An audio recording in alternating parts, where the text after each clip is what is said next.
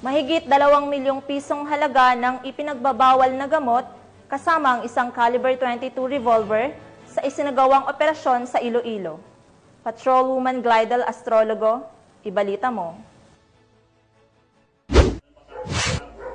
Nasabat ng mga operatiba ng Iloilo Police Provincial Office Provincial Drug Enforcement Unit sa pangunguna ni Police Major Dadji Dilema ang tinatayang 2,040,000 pesos na halaga ng hinihinalang shabu at isang baril sa matagumpay na buy-bust operation na isinagawa sa Barangay Agutayan, Santa Barbara, Iloilo, bandang alas 8 ng gabi nito lamang ika-17 ng Oktubre taong kasalukuyan. Kinilala ang pangunahing suspect na si alias Bay, 48 taong gulang, walang trabaho at residente ng Barangay Liboo, Pasig City. Nahuli rin kasama nito ang 4 pang individual na sina alias Jonel, 47 taong gulang ng Barangay Agutayan, Santa Barbara, Iloilo, alias Tisoy, 45 taong gulang ng Aganan, Pavia, at alias Maymay, 38 taong gulang ng Kagamutan Norte, Leganes, Iloilo. Ayon kay Police Major Dilema, kabilang si alias Bay sa mga itinuturing na source ng illegal na droga sa lalawigan. Na-recover mula sa mga suspect ang humigit kumulang 300 gramo ng hinihinalang shabu, tinari ng isang homemade caliber .22 revolver na may lamang 7 bala.